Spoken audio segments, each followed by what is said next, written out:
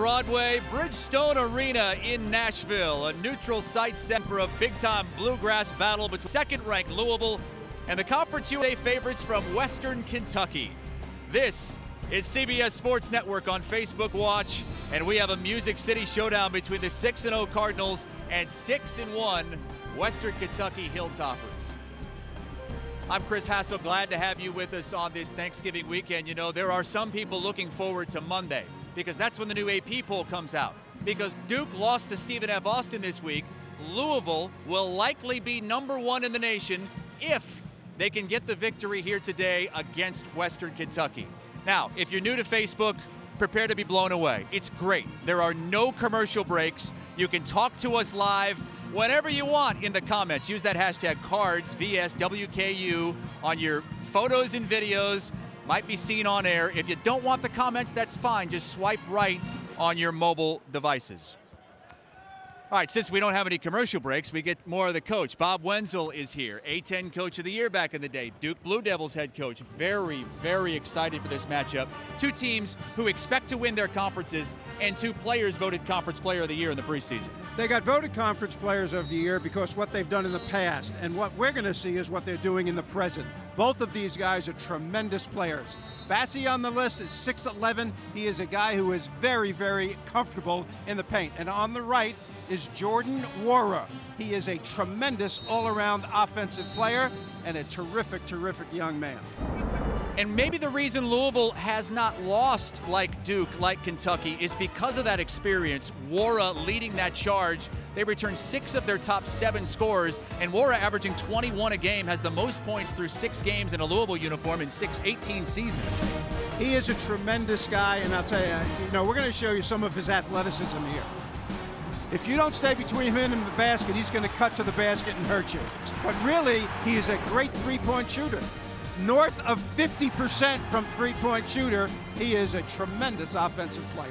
One of their toughest tests of the season so far here today against a Western Kentucky team that also returns a lot of production. They returned their top 4 scorers, and Charles Bassie was going to go to the NBA. He tested the waters. Chris Mack said earlier on this week, he made a mistake. He should have gone. I wish he wasn't here. Well, Chris Mack is going to have to deal with Bassie all day long. He understands the lane. He understands the geography of the lane. He understands angles, and he is a powerful presence when he gets the ball close to the basket. He is going to be a joy to watch in this one. One of the things we're able to do here on Facebook is send out polls. And this week, you voted all week long, and Charles Bassie is going to be the leading scorer of today's game, according to you, the voter. Bassie with 55% of the vote. Now, Western Kentucky has done a great job against ranked Power 5 teams of late. Rick Stansbury has won 3 of his last 4 games against ranked Power 5 teams, and the third member of our crew, Ashley Holder, spoke with him about that moments ago. All right, Coach, so you're 7-3 in the last 2 years against Power 5 teams.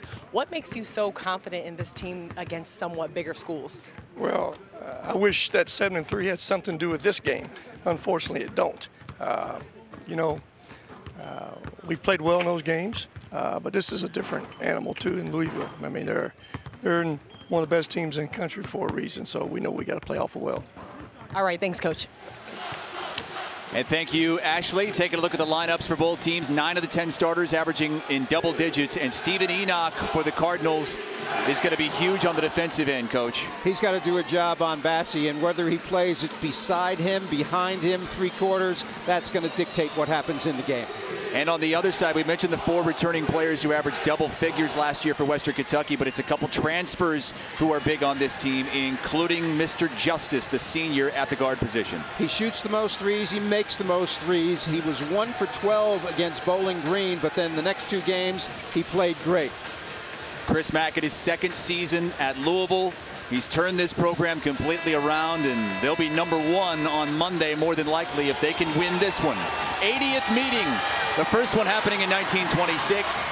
Louisville leading 40-39. It's what they call Black Friday, but nothing but red here in the arena this evening in Nashville. It's technically a home game for Western Kentucky.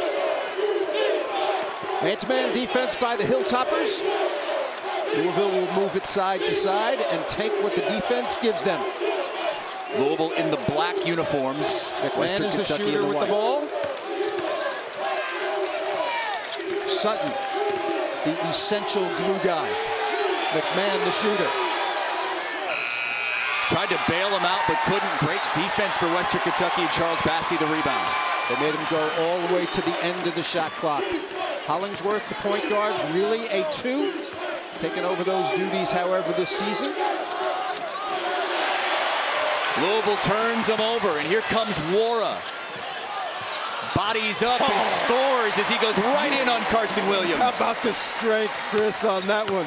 That was like me bumping you on the turkey line last night.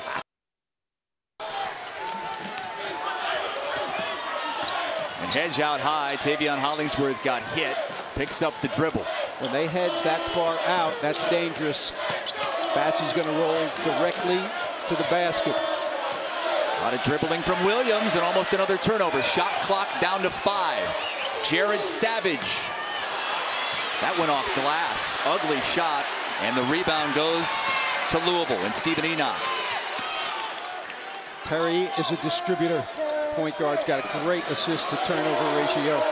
38 assists, 10 turnovers on the year so far. No whistle as Enoch tried to take it in on Bassey. And now the entry pass. Charles Bassey missed the dunk.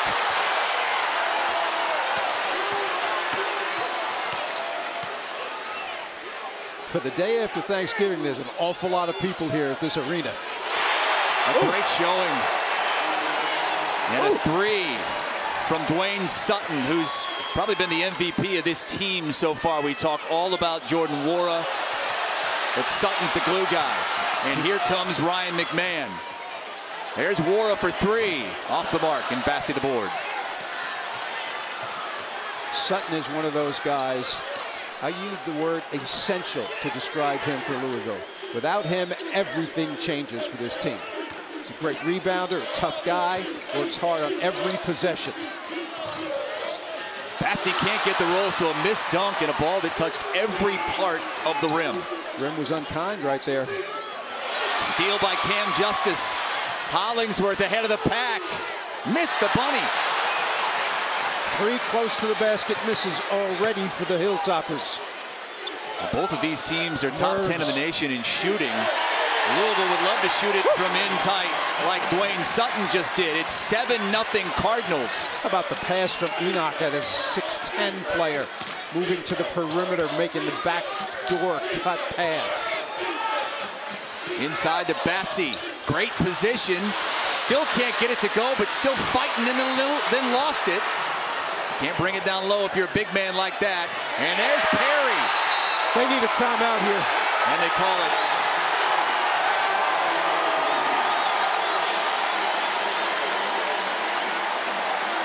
A 9-0 run to start the game for Louisville on Western Kentucky. Well, here's some of the keys to the game. And controlling the boards for Louisville, that's going to happen. War is going to be great. Balance scoring for Western Kentucky, obviously we haven't seen that. But the bottom thing is the most crucial. Fewer than 13 turnovers. They have had an issue with unforced turnovers this season, and that is a problem for them so far early in this game. Rick Stansbury, the head coach of Western Kentucky in his 4th season, 18th overall, many years at Mississippi State, 1998 to 2012. He feels like he has his best team at Western Kentucky, but they have begun this game 0 of 6. He was talking to me before at the practice, to both of us, and he was talking about his reminiscence of what he was at Mississippi State, and they played Kentucky here in the SEC tournament. And almost had Kentucky beat. They missed a free throw, a tap back, and lost it. So it's amazing how coaches remember the details of games from 10 years ago. Active defense by Louisville. Hands up, jumping in the passing lanes, making it very, very difficult for Western Kentucky right now. And that was Wara who got his hand on it. 16 seconds on the shot clock. Part of the reason you can extend yourself like that defensively is when you have great depth. When you don't have depth, it's hard to do that and maintain it through 40 minutes in a game. And Louisville increased their depth a couple of games ago when Malik Williams and David Johnson came back from injury. Look at the work on the interior. Folks, if you're watching this game, when Louisville's on defense, watch Enoch trying to guard Bassey. Finally, Western Kentucky on the board. Tavion Hollingsworth, who averages 12 points a game, picked up his 1,000th point earlier this season. How about that? That's unusual at one school, huh? He was Mr. Kentucky basketball in high school. That's evidence of the top player in the state. McMahon missing on that three. They have 3 Mr. Basketballs on this Western Kentucky team. And that one is over and back going to the Hilltoppers.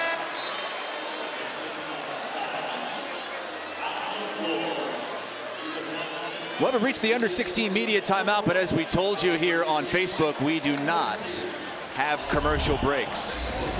Well, so far, the Hilltoppers are struggling. Easy one by Bassey, misses right here. Another easy one, a miss on a layup on the transition play. And then Bassey again on the interior, having tough luck with his game so far in this one.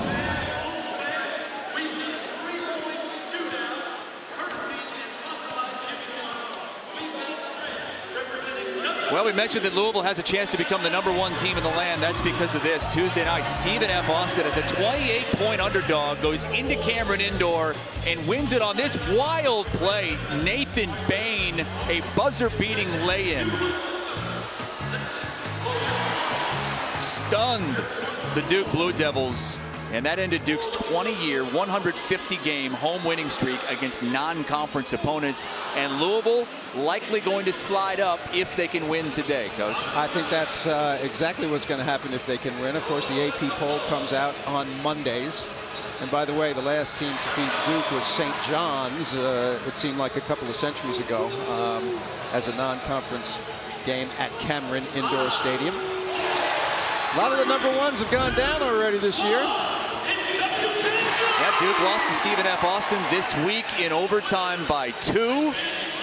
We had a streak of 150 straight non-conference home wins end. And Nathan Bain with that game-winning layup. What a story that he has. I'm sure you've heard it by now. A hurricane destroyed his boyhood home in the Bahamas, and a GoFundMe account has raised over $100,000. Wow. Awesome. And you see some Louisville fans in attendance now. Western Kentucky's campus is closer to Nashville. It's about 150 miles south of Louisville, 66 miles south of Bowling Green, Kentucky. And we want to remind all of you watching us here on Facebook Live that if you don't want the comments, just swipe right on your mobile device, either your tablet or your mobile phone. Swipe right, and you won't see them anymore. If you're watching on a computer or laptop, just go full screen, and you won't see the comments. Malik Williams is now in the game for Louisville, #5, 6'11", 250. Bassey is going to have to deal with both he and Enoch during the course of this game. Also in Kimball, #0, transfer from St. Joseph's, guarding the point. Bassey, a nice little pass underneath, and there's another missed bunny for the Western Kentucky Hilltoppers. Savage had a lay-in. That was some physicality by Louisville on the D. Here it is. Easy bucket inside, and there is Malik Williams. Well, the two guys I just mentioned combined for an easy layup right there. Kimball and Williams immediately get involved defensively and offensively.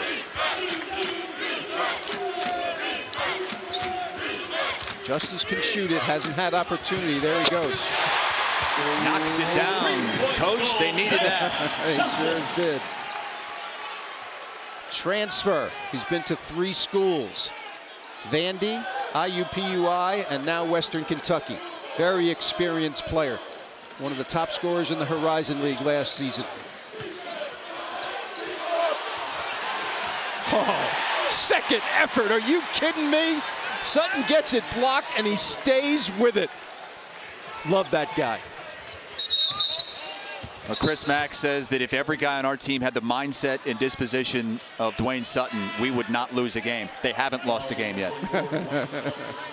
Chris Mack did a great job when he was at Xavier, too. They played hard all the time. They executed, shared the ball. With Sutton getting a little rest here. Samuel Williamson is in the game, number 10 for Louisville, who was a McDonald's All-American. Last year he participated at the Final Four in the slam dunk and three-point shooting contest, and I met him there. Great young man. Justice tries again, this time no good. Louisville a chance to take a double-digit lead. They jumped out to a 9-0 advantage to start this game, and Wara steps into it. Measure it, man. That was from Broadway right here in Nashville. Boy, the intensity level is here, isn't it? Absolutely. Rivalry game that hasn't been played since 2015. 80th meeting between these two teams, and Bassi finally gets one to fall. How about the face up from 15? Pretty good, huh? He's showing that he's not just a guy in the lane. They're going to be very physical with him inside. Nothing special, Chris Mack told us, just normal defense.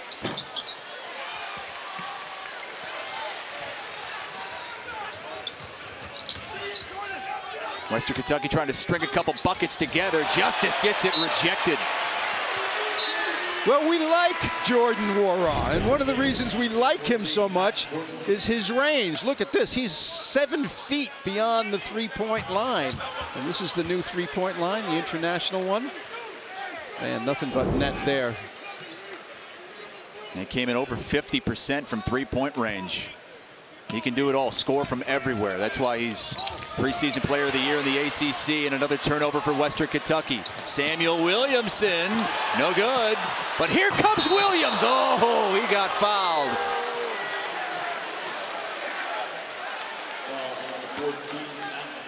Williams had a screw in his foot. This is only his 3rd game back, and right here he's trying to elevate over people. Nice block right there.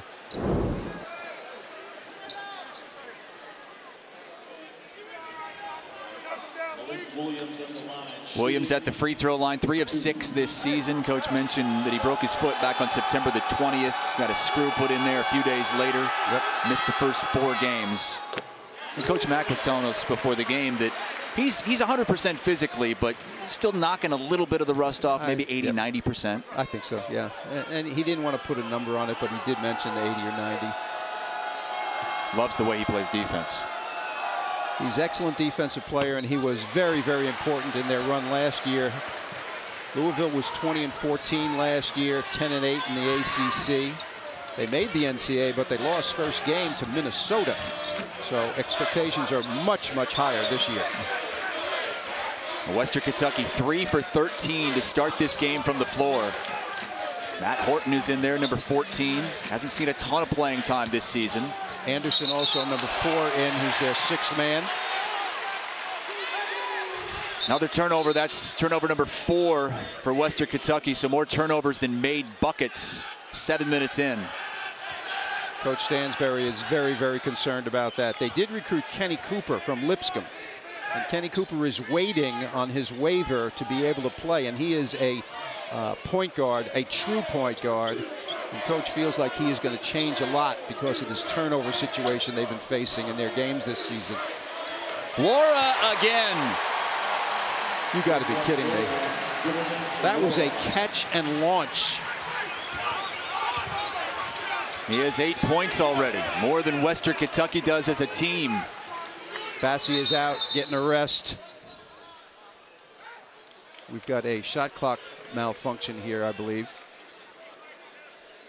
Bassi is going to the bench because both Enoch and Williams were very physical with him, and that wears you down a little bit. And Horton had to come in, and as you mentioned, Horton doesn't play that much. So Bassi is going to get a little rest, and I think that's what Coach Stansbury is going to do throughout the game with him. Get him out, get him right back in. And he re-enters right now. We have a football score right now, 21-7. These two teams played right here in Nashville on the football field earlier this season. Louisville beat Western Kentucky. And Jordan Wara off to a great start. This is catch and shoot. I mean, he barely has this ball in his hands.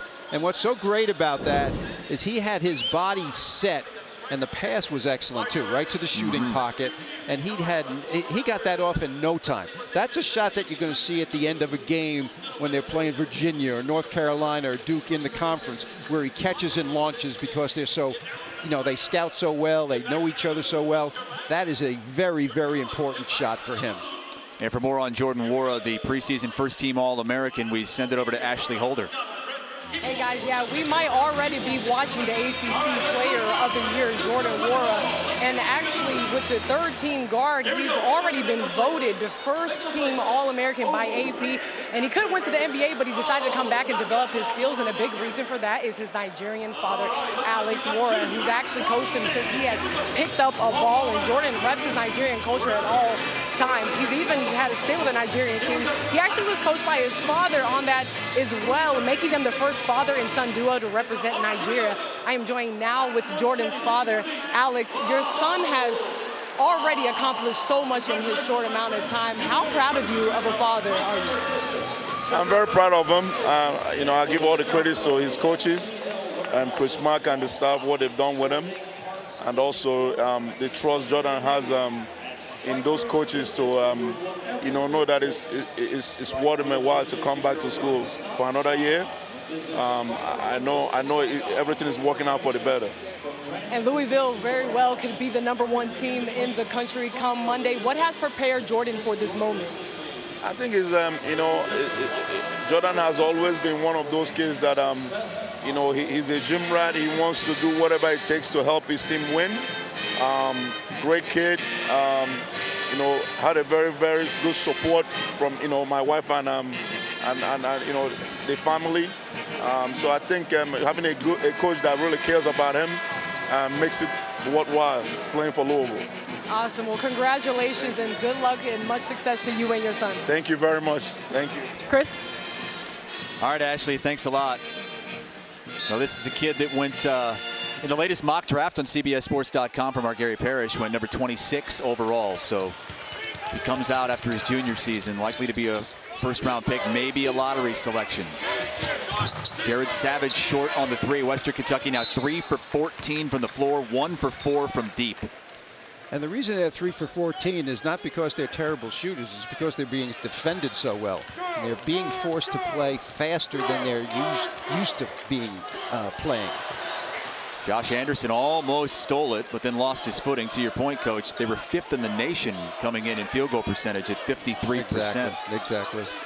And they were scoring 80-some points a game, right? 84 points per game.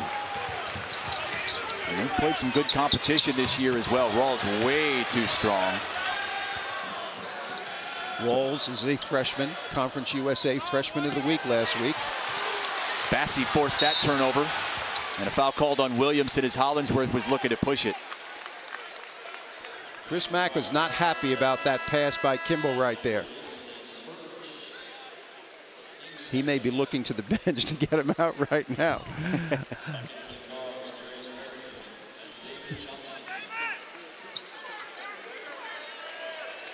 Well, it's 21-7. Louisville was a double-digit favorite, but Western Kentucky is no slouch. They're a team that should be in the NCAA tournament this season as the favorite in Conference USA. I think Louisville is playing with great confidence, and unfortunately for Western Kentucky, all of these upsets that we've talked about with Duke and Kentucky, that has gotten the attention of the Louisville players. And you can see it with them playing out here. I mean, they are very, very aggressive. They're after it on every play. And they also had a scare in their last game against Akron. So as a result of that, their energy level in this game is through the roof. And they led by 22 in the second half before Akron cut that lead to 4. That was a jump ball call. These fans getting into it now. Chris Mack is after the officials, and both sets of fans are reacting to that situation. All these fans remember what happened 5 years ago. Montrezl Harrell involved in a fracas on the court, and Coach Pitino said he's going to end the rivalry for a few years. They did that. They haven't played since 2015. Bassey called for a travel. I feel bad for Bassi right now, and the reason is he's doing everything right, and things are not coming up for him. He had his feet too close together that time. Instead of having a wide base, that would avoid the travel. Bassi 1 for 5 and a turnover so far in this game. He's had good position inside. Louisville really wants to limit his touches in deep. Zone defense for the first time by the Hilltoppers. Enoch. I got it. I want to mention our stat man just made a great catch on that play. It's a perfect triple bounce pass right to his Tennessee lap. Martin player. Jared Savage takes a seat with the Hilltoppers stuck on 7 points. Yeah, Savage is one of their returning scorers that you were talking about, and they returned 4 guys, and you know, a whole bunch of percentage of everything from last year. That's why they're picked first in Conference USA. Western Kentucky's only loss was in the final seconds to Bowling Green, and Bowling Green is expected to win the MAC this season. Another turnover. Perry probably got away with a walk. And that goes out of bounds. It'll stay with Louisville. 26 on the clock. Well, he got away with a high dribble. Johnson is in the game right now. David Johnson, number 13. Watch the high dribble here. That is not a turnover. The officials made a good call. And I noticed that you are not wearing a striped shirt, so you get no voting. That is correct. Neither do these fans for the Hilltoppers who thought it was a travel as well. Enoch! The UConn transfer. Look at this head. I mean, they are everywhere. Arms everywhere, feet moving. Rawls, a little runner. Nice. Nice play, Jordan. Freshman's got some game.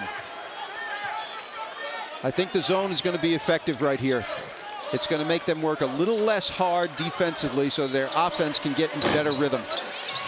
Great weak side board and put back by the glue guy, Dwayne Sutton. 3 games of the 6 this year, more than 10 rebounds in each of those games. His last 2 games, he's averaging 10 points and 15 rebounds. Never takes a shot that's questionable. That's why he shoots 75% from the field. Notice that little play, just the poke away. Takes time off the clock. Bassi off the mark on the 3. Wara the rebound.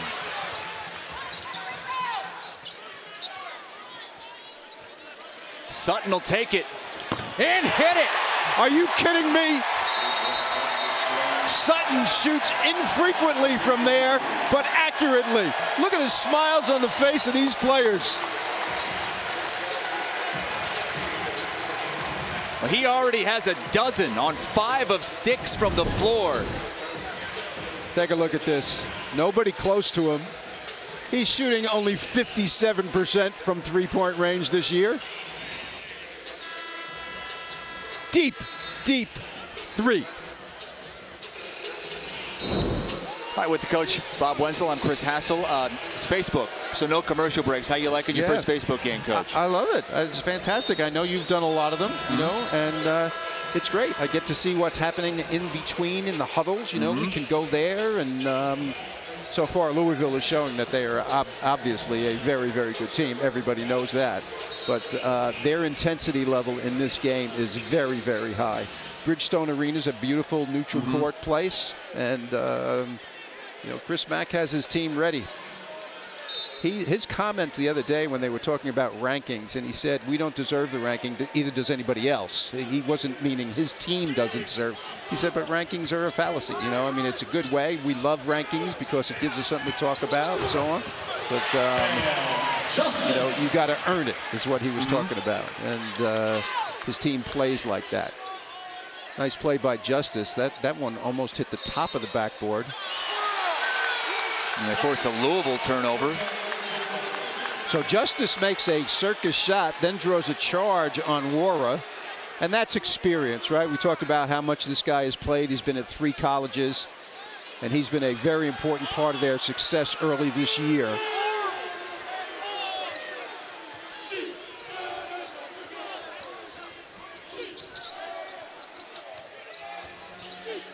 Man-to-man defense, sliding through screens, hedging sometimes, getting back to your man. It takes a lot of energy. Shot clock down to 6. Williams picks up the dribble, tries to go back door, and nicely done. Rawls bails him out. Beautiful. Williams also a transfer from Northern Kentucky, where he played 2 seasons. Sat out last year. Tough guy. Small for his position at only 6'5", however. Perry over top of the zone.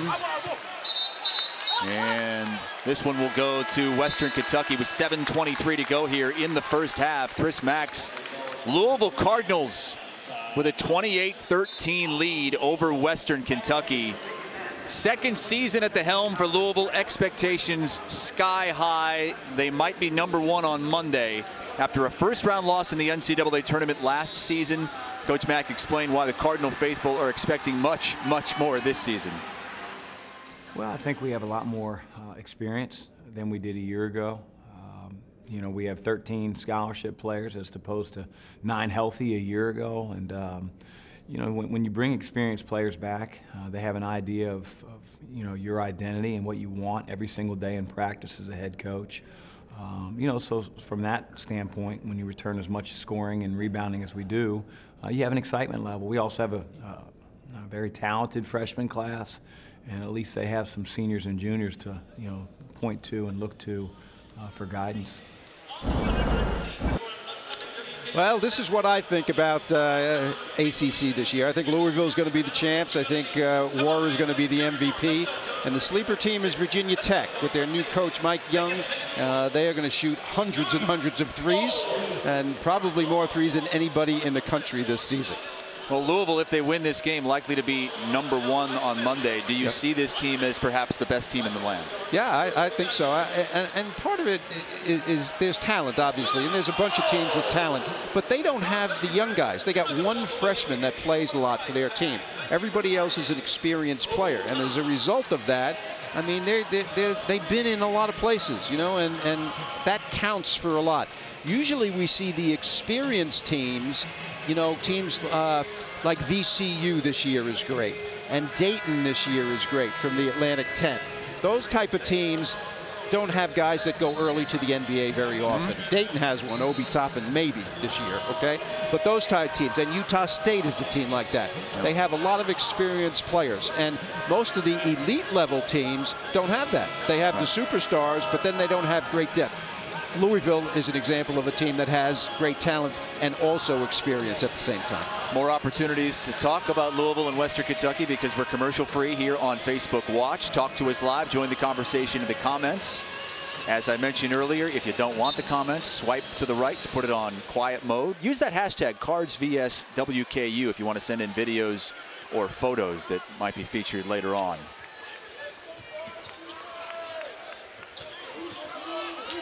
The backdoor cut, and Williams scores it. That's 3 straight buckets for the Hilltoppers, who are trying to claw their way back in it. And what you do against pressure and denial is cut back toward. That's the Princeton mode of doing things, right? And so they've got 2 in the last 3 possessions like that, and they understand what's going on, so they're reacting well to it. Still working in that zone.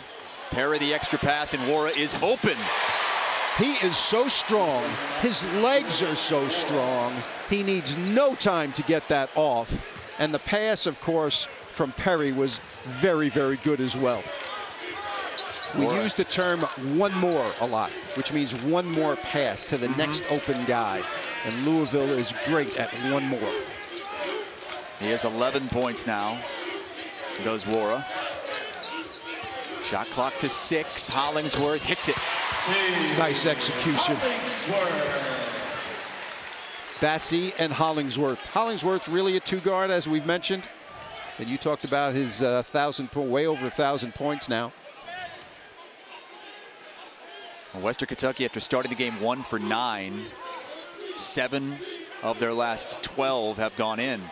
Bassey reaching in. Oh, Enoch gets fouled, and the ball gets wedgied in the rim.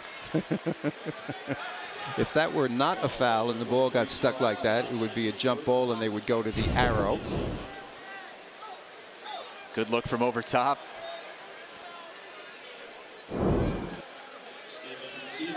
Bassi has shown me some quickness that I did not realize he had. And Coach Stansbury talked to me about how he's lost some weight and increased his mobility, increased his endurance. And he looks quick out there. He is definitely a big-time prospect. There's no doubt about that. He and Enoch know each other well. They've played against one another in off-season camps in the Louisville area. Well, Enoch and Williams are sharing the duty on Bassi in this one. Well, like a tag team. Enoch to the bench, Williams right on out. There we go. That's exactly right. And if you look at those two, if you were deciding between them, I mean, they're a great combination. Enoch's a little bit more polished offensive player, and Williams is a better defensive player. But both are going to play major roles in this game, especially. Look at that. What a great play by Williams. 8th turnover for Western Kentucky in the first half. A rare air ball from Wara. Sutton just came by here with a determined look on his face. I thought he was going to guard you and me as well as the Western Kentucky guys. Hollingsworth, a quick pass to Bassi, and it will stay with Western Kentucky. It was deflected out of bounds. 14 on the shot clock. They're trying to get Bassi on the roll, and they're not able to do it because of the quick hands of Louisville. He's been open 3 or 4 times.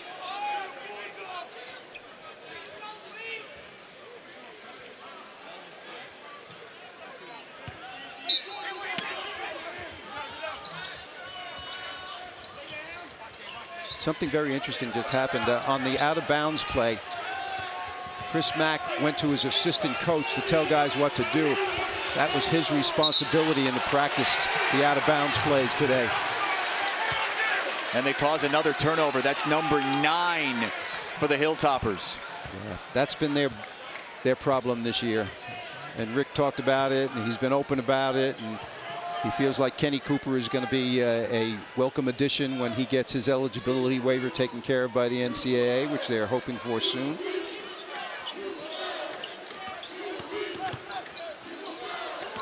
There's Wara, a little step back, and a late foul call.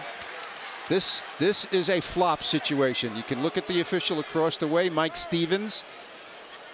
He is talking about with the other guys. I'm not sure if it's a flop by the offensive player. It might have been Wara. Kicking the legs out. Yeah. If we have it, we'll show it to you.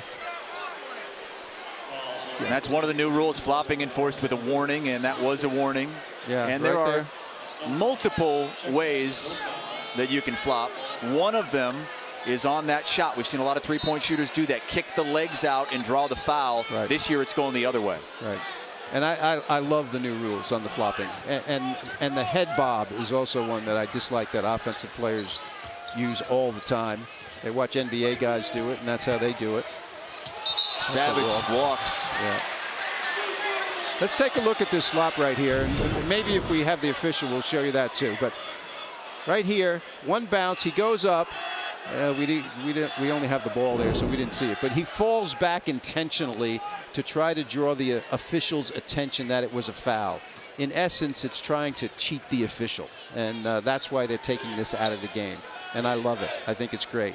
And Mike Stevens, who called that play right there, told me right before the game that he instructs the players, all of them, at the jump ball right before the game starts, that they have to be careful of this. And he reminds them about the rule. That was great defense from Bassi, Coach. Yep, no doubt about it. Hollingsworth driving and pulling up. Savage, the offensive board. Hollingsworth is the second most decorated player on this team. He's an all-conference USA player. Draws the foul there. Broke Courtney Lee's freshman record as a freshman here at Western Kentucky for points in a season. And there's Wara getting a little talking to. Let's take a look. Notice how he falls down on the left side of your screen, and watch the official. And you see that Stansbury visual too. signal is the signal for flopping, whether it's defensive or offensive flopping. So Wara fell to the ground after the shot, and they get the warning. Next time anybody does it on Louisville's team, it's a Class B technical, which means one shot. Let's bring in the third member of our crew once again, Ashley Holder.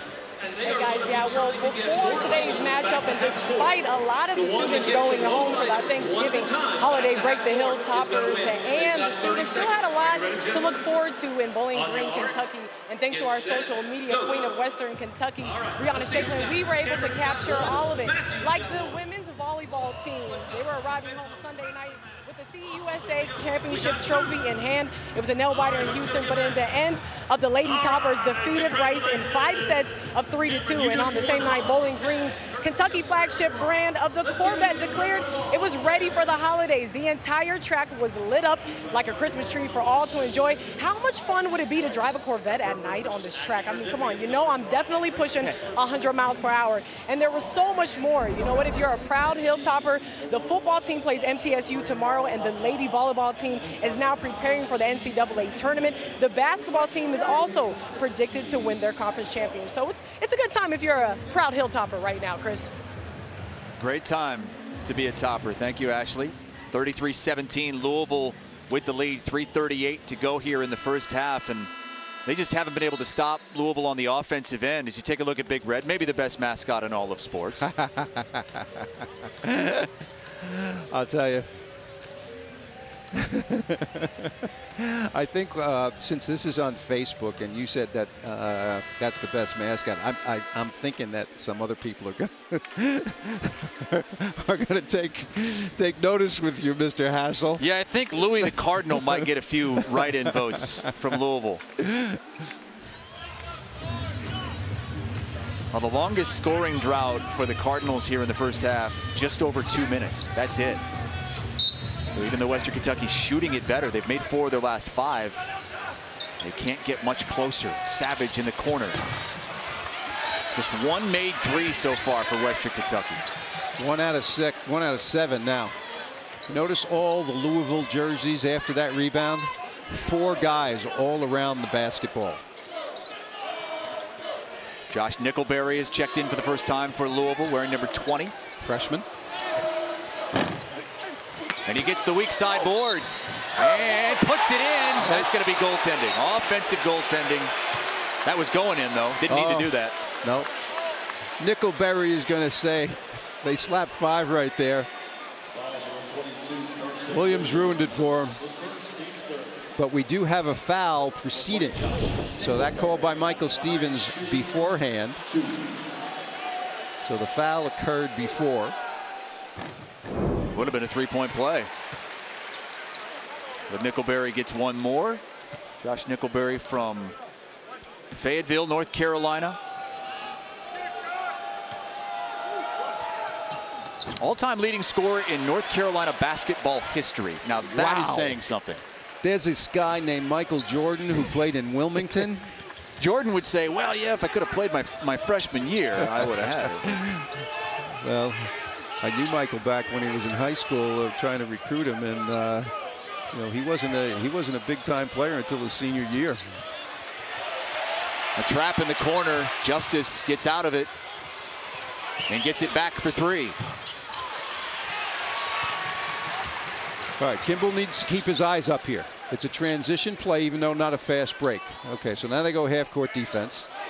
McMahon has not gotten any easy looks.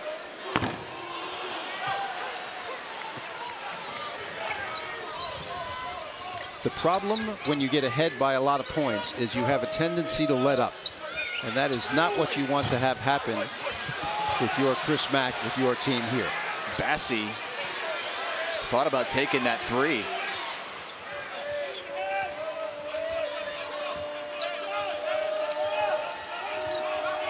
Williams the hedge. And Carson Williams kicks it out to Bassie, long 2. That might have been a 3 last year.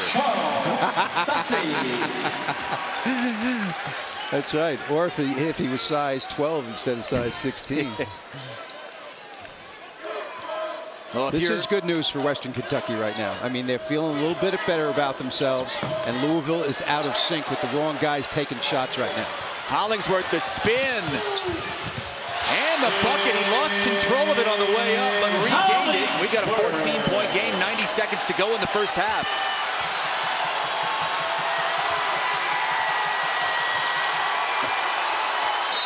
Poor decisions on offense by Louisville has led to Western Kentucky getting back in it. And you got to give Western Kentucky a lot of credit. They could have hung their heads, and they did not do that. Louisville has missed its last 6 shots from the floor. And Western Kentucky making a little run here. Coming up at the half, we're going to have stats and highlights and a look back at Western Kentucky's tournament runs the last couple of years. Back-to-back CUSA championship game appearances. Yeah. Good games. And we have much more college basketball coming up for you on Facebook Watch Thursday at 8 Eastern Time. The North Texas Mean Green taking on Lon Kruger and the Oklahoma Sooners. A ton more Conference USA basketball this season right here. CBS Sports Network on Facebook Watch. Oklahoma pretty good this year, 6-1. They don't have Trey Young, just in case you didn't know, that's gonna hurt. You know, a couple years now. That's right. And North Texas not up to par in Conference USA right now. They've had some close calls. They've been in some games against some good competition, just can't close the door. Yeah. Zone defense, 1-3-1 variety. That's open. Sutton, boy, his great first half continues. He's got 14. Wow. Not normally a big-time scorer. I mean, Sutton averages 10. He's way past that already, obviously. They need to stop right here to avoid Chris Mack's ire at halftime. They got out to a 9-0 lead to start this game and have not looked back. Look that hedge and get back. That's beautiful. Hollingsworth. Boy, still can't find the range from outside. Western Kentucky 1 for 10 from deep. That was a good block out by Enoch, and Bassi did not foul by going over the back. I thought he might have.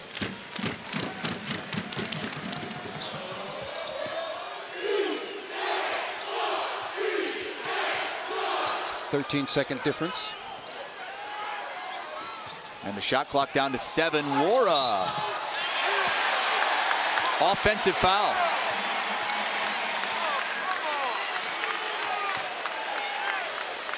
You get Wara for the charge there. What do you think, Coach? Well, I think it was a charge, and I think he was caught in the wrong position.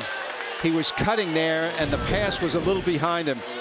He makes this cut. It's behind him a little, and clearly the defense is outside of the restricted arc, and that's what you want. Terrific play right there by Hollingsworth. Final 5 seconds of the first half. Williams down to Bassi. Gets it to go at the buzzer. So a little momentum to take into the halftime break for Rick Stansbury's team. A 14-point deficit after one hard-fought first half against one of the best teams in the land.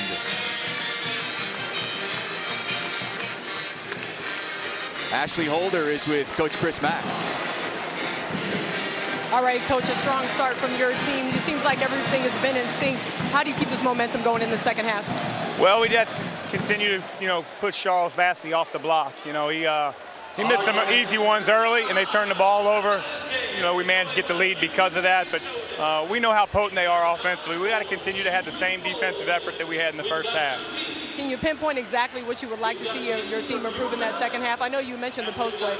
Well, again, he's a mountain of a guy in there.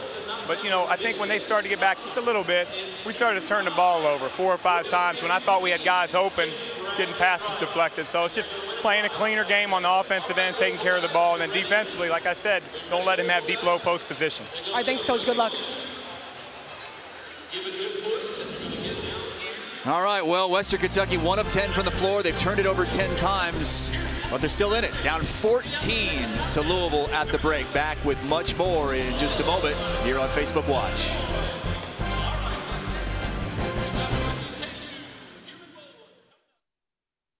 The flat path is easy, but for the inspired, there is a spirit that kindles a desire to climb higher, to soar, to roar, to reach new heights. The wish to be a part of something more, to do more and to be more. Hilltoppers know that life at the top is worth the climb. Climb with us at Western Kentucky University. For 25 years, Conference USA student athletes have set new standards of success. Our history includes those who are beyond competitors on the field, beyond champions in the classroom, and beyond heroes in their communities. We call them Hall of Famers. The Conference USA Hall of Fame class of 2019. Their legacies live on. To find out more about the inaugural class, visit conferenceusa.com.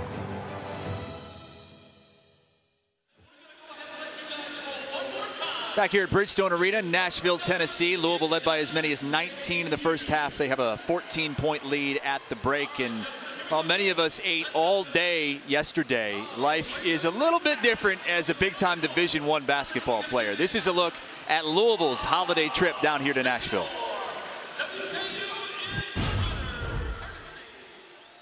We're on our way down to Nashville right now.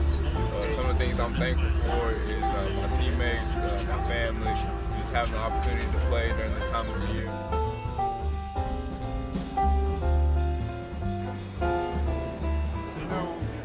My favorite Thanksgiving tradition is just spending time with family and having great food. My favorite food on Thanksgiving is stuffing. My favorite food would probably have to be mac and cheese. Shout out moms, meet my greens. Happy Thanksgiving, everybody. I love me some mac and cheese and I love me some ham. I'm thankful for my family, I'm thankful for the card, I'm thankful for our nation. And how about Western Kentucky? Oh, look what they cooked up before they made the trip down here. A little bit of whipped cream on top of the pie. I wonder if that's pumpkin pie. That might be sweet potato pie. Looks like sweet potato pie to me. What's your favorite pie, Bob? I'm not into the pumpkin pie thing, you know, and not the sweet potato pie either. We asked you on Facebook, what's your favorite Thanksgiving food? Now, we can only ask 4, so we give you the opportunity for an other, but turkey, dressing, or dessert. The dressing is my favorite. Me too. I'm with you. It's hard to beat a great dressing or stuffing with gravy if you prefer. on it. Well, I had a Cobb salad last night here in Nashville salad? for Thanksgiving. Yes. Not traditional at all, but it was really good. It was really good. What did you have? Well, I ate with the crew. I know you got in late, so you couldn't join us, but the crew went out, and it was great. We went to a restaurant. They had turkey and all the stuff, and it was wonderful. And, you know, you would rather be with your family, but to be with your CBS family is, I was very thankful for that. It was nice. How about Ashley Holder, our sideline reporter? Ashley also got in late, so what did you do for your Thanksgiving meal? Yeah, so I was in some good weather. I was in Miami, Florida. I was spending the Thanksgiving holiday with my boyfriend and his family. Chris, I didn't really have the Cobb salad like you did. I wish I maybe could have eaten a Cobb salad, but I definitely had yams, turkey, dressing, mac and cheese. I had pie, cake. I mean, I just was eating everything. I don't even know how I was able to indulge that much, but definitely it was a great Thanksgiving holiday. I'm definitely thankful for my family, this job, just living, just family and friends, just everything. So I didn't get the Cobb salad, like I said, but I did eat enough for you. And I actually snuck a plate through TSA so I could eat it when I got to Nashville. So I had like 4 plates. It's only right. TSA, a little lenient around the holidays. Well, that's great. It looked like you had a fantastic spread there in Miami. Bob and I looking forward to getting back to Miami area as well. We're both living in Florida these days. So happy holidays, happy Thanksgiving to everybody out there. Glad to have you with us here. CBS Sports Network on Facebook Watch. And we want to revisit that poll that we had for you all week long on Facebook. Who will be the leading scorer for today's game? And the majority of the vote went to Charles Bassey at 55% over Jordan Nwora. Well, Bassey only has 6 points right now. Nwora is the second leading scorer with 11 points behind his teammate Sutton with 14, but Nwora had a great first half. Oh, this guy is tremendous. I mean, measure this one. This is a long, long three as a trailer at the top of the key, and the catch and shoot mode for him is really very, very, very quick. And the other star, he had a tough time early in this game. Right at the beginning, he misses a dunk. He misses 2 easy shots close to the basket. But then he had some face-up jumpers as the game wore on, and he got a little bit more comfortable. Take a look at the comparison, 11-6 in terms of these two superstars. Both guys playing a good game. Bassey with 8 rebounds already. Yeah, that dunk kind of set the tone for the first 10 to 15 minutes of the game for him. Just couldn't get anything to go. Started 1 for 6, but has made the last couple, including that shot right as time expired in the first half. So maybe something Western Kentucky can build on. I'm guessing Coach Stansbury is saying, look, keep taking good shots. We're not going to go 1 for 10 from 3 in the second half. One would hope. Well, I think Louisville did a very, very good job of taking advantage of something that Western Kentucky has had problems with, and that's turnovers. They forced 10, but they forced 10 earlier, and then in the last 4 or 5 minutes, Western Kentucky had 0 turnovers, and that was helpful for them getting back into the game a little bit. Well, this game kind of has a tournament feel to it. Neutral site setting in Nashville. The Conference USA tournament the last couple of years has been bittersweet for the Hilltoppers. They've made it to the championship game, but the trophy has slipped from their grasp. Frisco, Texas, the host city for the 2018 tournament, where the top 4 seeds received an opening round bye. The championship game featuring 3rd-seeded Western Kentucky against 4th-seeded Marshall for the championship. And the man of the second half was tournament MVP John Elmore of Marshall. He scored 20 second-half points, 6 3-pointers. Western Kentucky scored the game's final 11 points, but it wasn't enough. The Thundering Herd defeated the Hilltoppers 67-66. It was Marshall's first ever conference championship and first NCAA tournament appearance in over 30 years. Then this past March, back in Frisco, WKU back in the conference championship game as the 2 seed, this time facing top-seeded Old Dominion. And just seconds before the halftime horn, Tavion Hollingsworth cut the ODU lead to 3 with a rebound and putback. And then in the second half, with just over 4 minutes to go, Jared Savage buried at 3 to tie it at 64, and down the stretch they came. Green lets it fly. There's it! Xavier Green! Championship Saturday night for Xavier Green. He's bringing it. That was Carter Blackburn on the call, and then with a minute remaining, senior Ahmad Caver slammed the door shut. Monarchs won the Conference USA Championship 62-56. So, Bob, that's back-to-back years Western Kentucky's been in the championship game. This is the run they went on last season. That was a really difficult game in the semifinal just to get to the championship game. Well, in this conference, there's 14 teams. Only 12 make the tournament, and Western Kentucky seeded second, so they got a bye. So they beat North Texas handily, and then the Southern Miss game was really, really a tough game. And, of course, Western Kentucky made it to the finals 2 years in a row. Old Dominion beats them in a very, very tight game, and they would like to change that this year and not only win the tournament, but get their NCAA bid. They'd love that 1 seed as well. Ashley Holder spoke with Rick Stansbury about those last couple of years before tip. All right, Coach, you said in Media Day that the goal was to win championships. In the last 2 years, you finished runner-up. What do you need to do in order to make sure you finish this year? You know, just keep doing what we're doing. You know, we've been in those championship games last 2 years. As a coach and as a player, it's all you ask, the opportunity to compete for one. You know, you take them one game at a time. At the end of the season, no matter where you stand in the league, you've got to go into that tournament. You got to win that last game in that tournament. So our guys have been very good. Naturally, we want to get over the hump, make one more basket or one more free throw. And you say getting over the hump. What makes you think that this year is finally that year that happens? Well, you know, I thought we had opportunities last year. You know, even the year before. You know, winning and losing is a fine line. You know, I think it's very obvious. This team, I have more back than I've ever had. I got some players that's been in the system for the first time. You know, I think we shoot it better than we've shot it in the past. Naturally, you know, one thing that hurt us last year, we wasn't as skilled. We're still waiting on a ruling, you know, from a point guard standpoint that would help us too. But whatever that is right now, it doesn't matter. We got to play what we have. I like this bunch. I like our maturity. And, you know, I think we got a chance most nights. All right, Coach, thanks so much and good luck along the way. Thanks. All right, Ashley, thank you so much. We are getting set for the second half between Western Kentucky and Louisville. Don't go anywhere.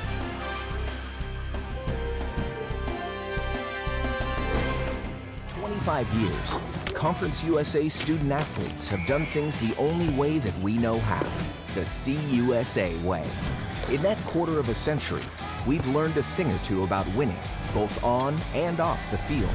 Our student athletes are more than just great athletes. They're fantastic students, and they're outstanding citizens who give back to their communities. We're committed to excellence. We are stronger together. That's the CUSA way. The flat path is easy, but for the inspired, there is a spirit that kindles a desire to climb higher, to soar, to roll, to reach new heights. The wish to be a part of something more, to do more and to be more. Hilltoppers know that life at the top is worth the climb. Climb with us at Western Kentucky University. Couple minutes away from the start of the second half here in Nashville. Louisville with a 14-point lead on Western Kentucky. A big difference in three-point shooting. Western Kentucky 1 for 10, Louisville 5 for 13. Yeah, and this is what you would expect, really. Wara is a great three-point shooter, and in this game, he's done it in several different ways. The guy who's surprising, really, is Sutton. I mean, Sutton shoots some 50% from three, which is very, very good, but it's not his main thing. So there you see in red the three-point shooting. Of course, Louisville has the advantage there. The next line is the turnovers. And Western Kentucky, you know, if they get 10 in the second half, there's no way they can win this game. I mean, they've got to keep them down to 3 or 4 in the second half to be able to be in the game when they need it. Hollingsworth was a big lift. He had 6 points. Bassey had 8 rebounds in the first half, and that was very, very important for them. But if Hollingsworth can get going a little bit more and they can chip back into this game, that's what they have to try to do to get it close near the end. That's Bob Wenzel. I'm Chris Hassel. Ashley Holder is also with us today on Facebook Watch. Coach, they haven't gotten to the free throw line. They being the Western Kentucky Hilltoppers, 0 for 0. If you're Rick Stansbury at halftime, what are you telling your team? Well, I think that's one of those things that you got to avoid talking about. You know, sometimes you say, hey, you got to drive it to the basket more, you know, but that's really not what they have to do. What they have to do is turn Louisville over. They have to get it done at the defensive end so they can get some easy shots at the other end of the floor. And that's what happened in a few of the possessions. They were 0 for 6 at one point, Louisville was, and that was because of the defense of Western Kentucky. Ashley is with Coach Stansbury right now. Ashley. All right, Coach, you're down 14, but you're still very much in this game. What was your message to your team at the half? Well, our message was once we settle down, you know, the last 12 minutes is even ball game. You know, we got behind those first 12 minutes, like we missed seven layups of our first 10 shots. Once we've settled down, it's been an even game last 12 minutes. How do you get Charles Bassey more involved in this second half? Well, again, they're really good defensively. You know, we got to not have those self-inflicted turnovers, and we're trying to get it to him every trip. All right, thanks, Coach, and good luck. Bassey 3 for 8 in the first half, made his last couple of buckets. We want to thank everybody for tuning in here on Facebook. You can join the conversation in the comments. You know how to do that, right? Comments pop up as soon as you click on us. If you don't want those, just swipe right on your mobile device or on your laptop or computer. Just go full screen. Use that hashtag CardsVSWKU if you want to send us some photos or videos. Maybe show us how you're watching today. Maybe, hopefully, with family on this Friday after Thanksgiving. Maybe right there we see Sutton and Wara, who have been the two most efficient players so far in the game. But Bassey, you know, we talked about early how he didn't get off well, but he's got 6 points and 8 rebounds in the game. All right, and there you see the start and then since. So Western Kentucky has played pretty evenly, as Coach Stansbury was talking about, except for the bad start to the game. So let's see how the second half starts. Frequently, the second half starts exactly how the first half starts in college basketball.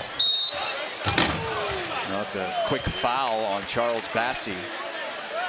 Yeah, Enoch turned and hit him in the face a little bit, but Bassey was in his close enough to him that was not an offensive foul.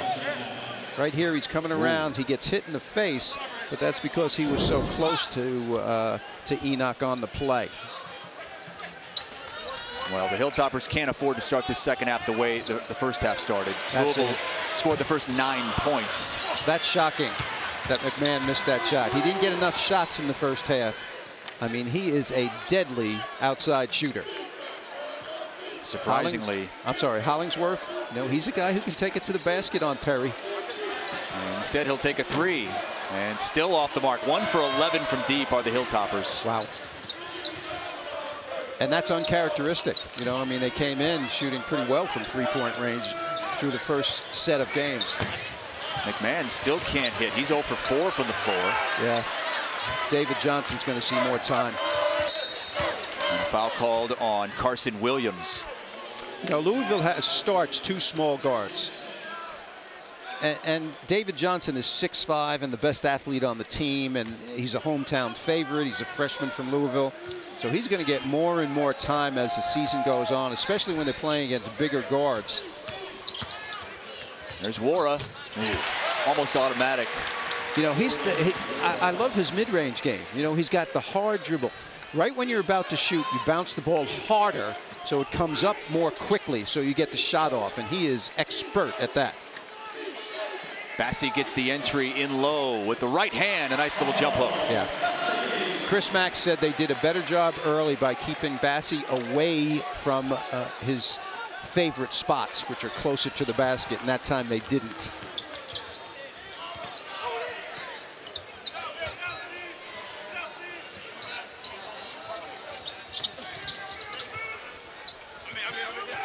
Shot clock down to 10. Perry, little stop and go, got it poked away, and Hollingsworth draws the foul. Great D from the Toppers and Hollingsworth in particular. Indeed. You know, this is a team that's used to winning, right? I mean, they got a bunch of guys back from last year, Hollingsworth and the Hilltoppers. They won 20 games, 20-14, 11-7 in the league. And, you know, they're used to winning. You know, they're 6-1 this year. They played away games. They've been on the road. They've got an anchor in this young man right here. Bassi ducks through and scores. They might have to change the way they're guarding him. He needs to be doubled, and that's not their standard. And here come the Hilltopper fans who have made the trip about an hour south from Bowling Green, Kentucky.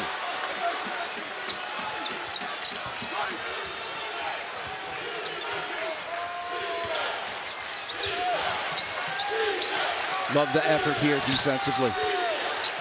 Shot clock to 5. Is low. Yep. Perry patiently scores. Nice. You're right. Patiently. He could have easily gone too quick because of the shot clock going down. Nicely done. A little bit more movement by Western Kentucky. Negates the pressure. Bassi, mid-range. Oh boy, he's feeling it now. Oh man. He came by and gave some kind of signal. I don't know what that was. He put his hand low. So he scored 6 points already in this half. That's Western Kentucky basketball, and now the officials will confer. Yeah. And they changed the call. That's good officiating. See, the two officials got together right there. Gave each other the thumbs up.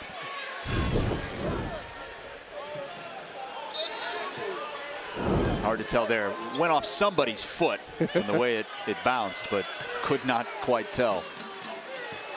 Shot clock under 10 once again. Perry took it last time. He'll take it again. Boy, that's that experience, coach. Yep. I'll tell you what, he didn't do a lot in the first half, but shot clock running down, 2 possessions in a row, and Perry takes it over and scores. Says he wears number 2 because there's only 2 people who can stop him, himself and God. No one stopped him the last couple of possessions, but no. Charles Bassi certainly playing up to his potential here in the second half. Well, here there's no double team. he faces up and shoots the mid-range jumper, and then he gives that little thing. I don't know what that's about. Was he saying everybody's shorter than me on the court? and previous to that, he had 2 back-to-the-basket jump hooks in the lane, so he's showing diversity in the offensive game. Well, for most basketball coaches, there's a resounding positive effect on their programs and players being on social media, sharing many of the good things involving their teammates in schools. We're proud to be on social media today on Facebook. And we had a chance to talk to many of the Conference USA coaches during preseason, and here's what they had to say about the platform. Our team uses social media to share information about each other and just promote their teammates more than anything else. Social media impacts recruiting because it is an immediate source of information. It's changed many things because it's basically become our present-day newspaper. It's where you find out so much information. You know, I think the ability to stay connected to their families and their families have opportunity to see their daily interactions. You get a chance to have your narrative out there in terms of, you know, how you want to present yourself. We have a team social media policy that talks about lifting up other people and to use it as a platform to make a difference in the lives of other people and bring other people up. You know, we try to talk to them as often as we can about just being smart. That you know, it's a way to express yourself, but you know, you don't want to put yourself in a bad position. So we just constantly give our guys reminders of how positive you can use social media, and also, of course, the pitfalls that are out there. I encourage them to be themselves and let their personality show, because we certainly have a team full of personalities and they're special people, and I think people connect with them through social media.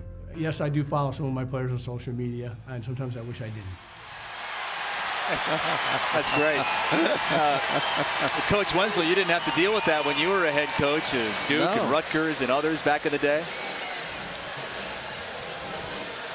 What would that have done to your coaching career if you had to deal with social media like that? I don't know, really. You know, but I talk to coaches all the time, and I ask them about this. You know, and early on, they would take they would be things like they would take their phones away from them between the meal and the game, or this time or that time. But most of them, they just rely on their players' good judgment right now, and it's generally positive is the way they are about it.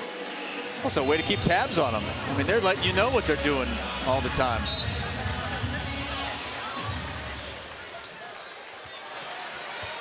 Now, Western Kentucky's got the ball down 14. They really haven't been within 9 points this entire game. Louisville jumped out to a 9-0 lead, led by as many as 19.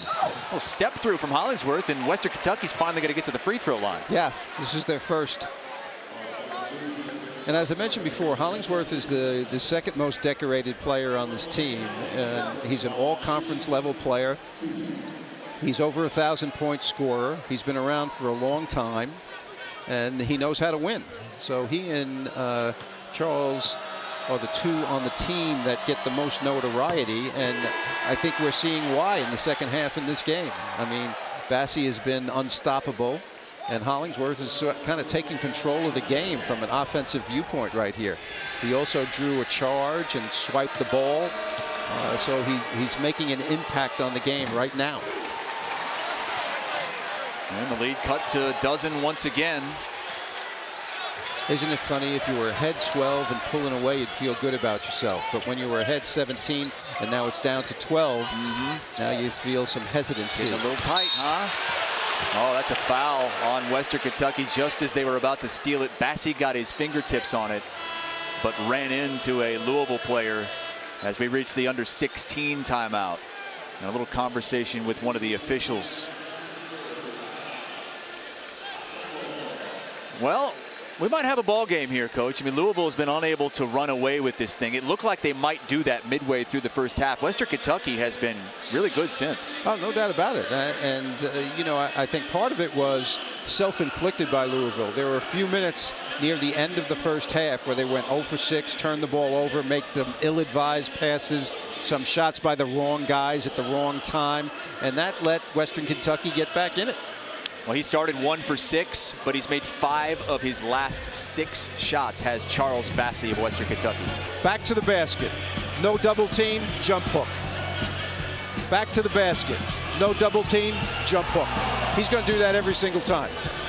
If you force him away from the basket, which is what they want to do, he has shown that he can make that jumper. He's made several of those in the game so far. So certainly living up to his high status in the basketball world is Charles Bassey in this one. Western Kentucky, the favorites to win Conference USA, and we have plenty of Conference USA basketball coming your way this season on CBS Sports Network, including a doubleheader December the 7th. That's 1 week from tomorrow. UAB hosting 16th ranked Memphis, followed by these Hilltoppers welcoming in Arkansas, and they beat Arkansas in Arkansas a season ago. Memphis Tigers, of course, involved with one of the big stories in college basketball, James Wiseman, the likely #1 pick in the NBA draft next year, out until January the 12th. And then a little bit lesser known, his teammate out 3 weeks with a broken hand. Well, Lester is a very, very good player, and his being out is really a bit of a problem for them. But they still have the #1 recruiting class. They still have Precious, Achua, and they're still a very, very talented team. Going to be a major factor in the American. But as for Conference USA, you like Western Kentucky and Charles Bassey. Well, I think Western Kentucky is the overall favorite in this league, and it's not even close. And Bassey is going to be the MVP. I don't think that's close. Sleeper team is UT San Antonio, and they have 2 terrific scorers on their team, and they were 2 of the leading scorers last year, but they're only 1-5 right now. So Coach Henson has to do something about UT San Antonio. Well, we've got a poll. Who's going to win the 2020 Conference USA tournament? Western Kentucky's been there the last couple of years.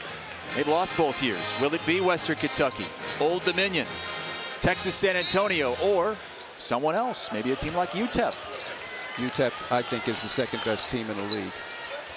Rodney Terry's done a great job there. Bryson Williams, who came with him from Fresno State, is a great player. Big guy, 6'8", can play. Jordan Warren now leads everybody in scoring with 15 on 6 of 10 from the floor.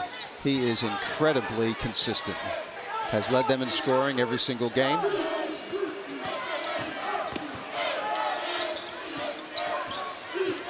Bassey, another deep 2.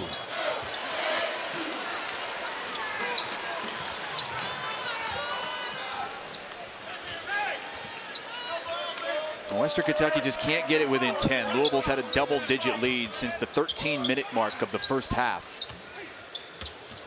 Wara, triple, no. But an offensive board, and Williams is going to the free throw line. Wara has 2 air balls in this game, and you know, I mean, that was an ill-advised shot, and he's going to get plenty of shots, obviously. So he doesn't need to take bad shots. He could have waited another pass or 2 and gotten a better shot than that. Luckily for him, it came right off the backboard to his teammate Malik Williams. He's going to get a couple free throws. Top 25 recruit coming out of high school in Wayne, Indiana. Now a junior here for Chris Mack. 6 points, 7 rebounds in their last win against Akron. Played only a few minutes against USC Upstate. So he is rounding into shape. Extremely important player. And Louisville already a leg up in ACC play. They began the season with a win at Miami. So not only an ACC win, a conference win, but a road win to boot.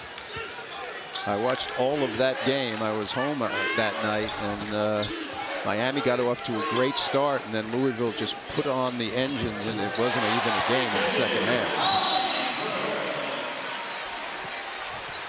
Hollingsworth showing us something, isn't he?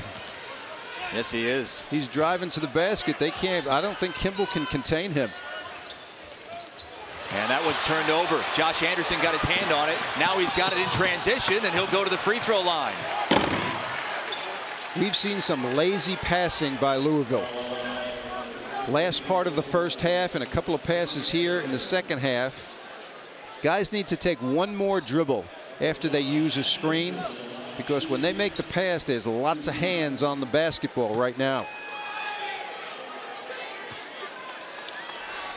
This guy was a starter last year, Josh Anderson, and he is their most valuable sub.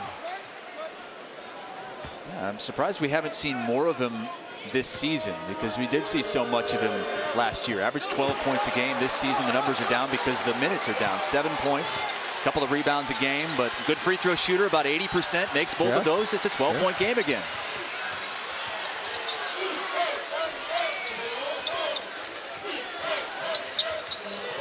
A lot of subs in the game right now. Williamson in, Kimball in. That's a turnover, and this guy is one heck of a dunker.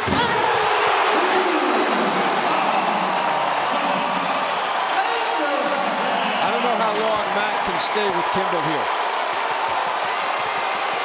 He's doing a lot of dribbling in one place and going nowhere.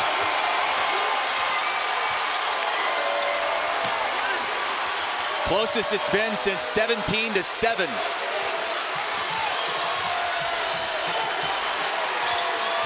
Wara, ISO, got it stripped and a foul call. This is a good play.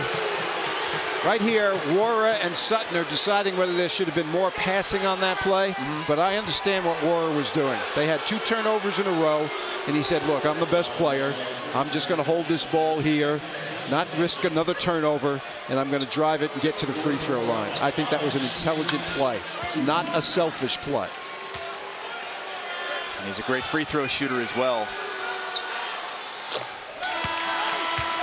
88% from the line.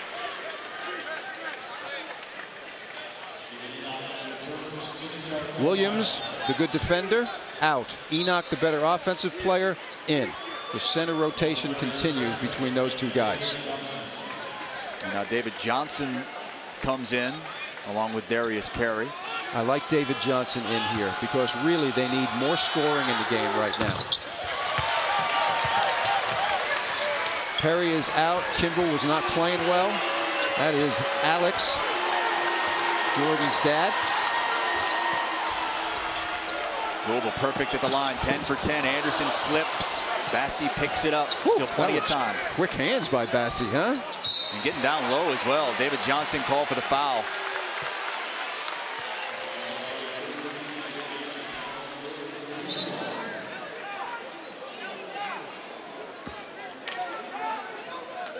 Just the 4th team foul on Louisville.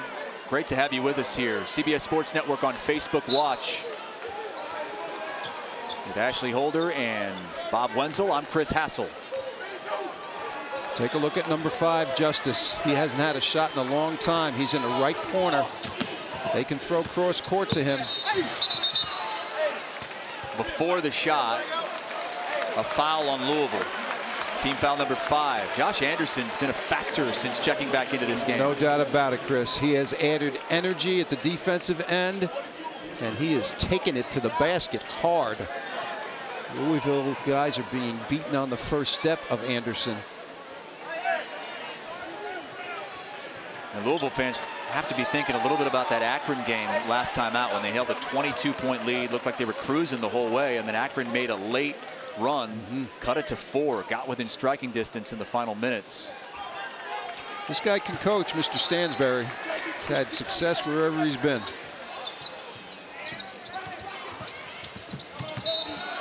Justice is fouled by Enoch. What's happening right now is Western Kentucky's perimeter guys are saying, you know what? Forget about these 3-point shots where we were 1 for 10, 1 for 11. We got to take it to the goal. So they're trying to move the defense a little side to side and catch guys on closeouts and drive past them. Justice will take a 3. In and out. And Savage can't save it. It goes to Louisville. I'll tell you, that was good, though. Western Kentucky was down at this end of the floor for about 5 minutes, it seemed like. They kept getting offensive rebounds. They were driving, kept getting fouled. They didn't come up with any points, though. I like Perry back in the game. He's experienced with this group of guys. Enoch's calling for it, battling with Bassi. He's got it. Backing him down, left-handed hook. Don't like it. Don't like it. No good, but free throws coming for Cameron Justice. No, they say no shot before the shot, but it'll still be a free throw. 1-and-1 coming because that's the 7th team foul on Louisville. Hilltopper fans aren't going to like this one. Right here, he's fouled right there. See, he wasn't even shooting then. This is a great call. Mike Stevens is a great official. I mean, no way that's a shot. Bassi has a little bit of blood on the left elbow. Beg your pardon, the right elbow. Cleaning that up a little bit. It's going to be 1-and-1 for Cameron Justice, who's 14 of 19 on the season.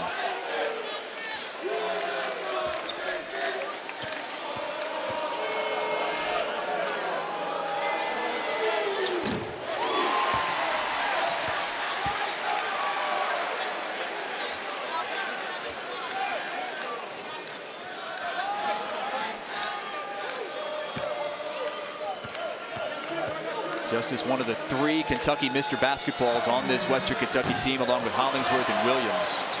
1 of 2 at the line.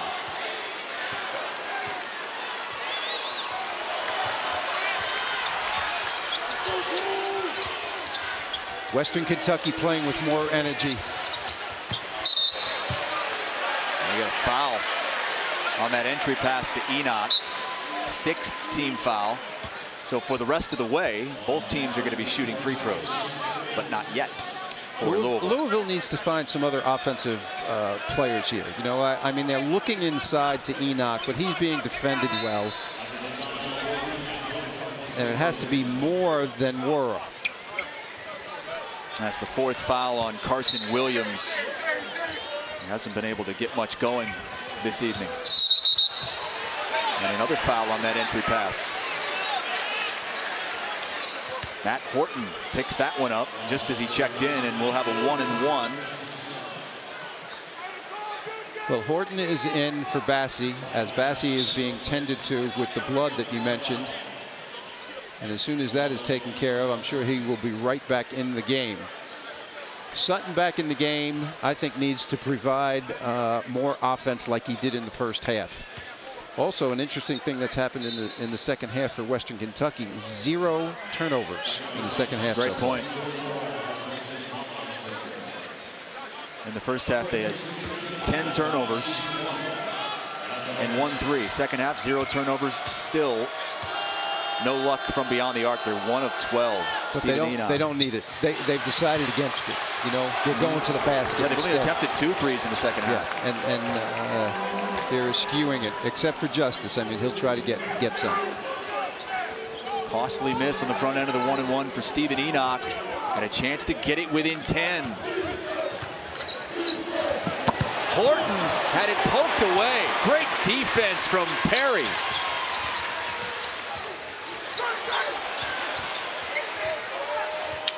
No fast breaks. Hilltoppers getting back, making them play 5-on-5 in the half court. Tough shot, no good. Horton blocked out, but blocked out the wrong guy, and Enoch makes him pay. Credit Sutton. He got the first offensive rebound at 6'5", playing among the trees in there. That's energy.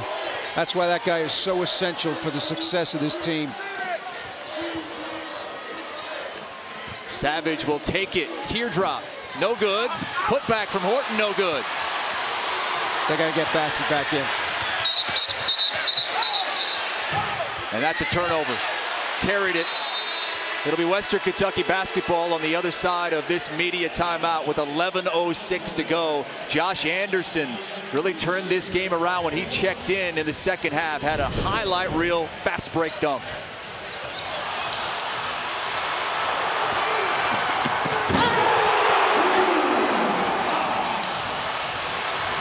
Coming into your living room.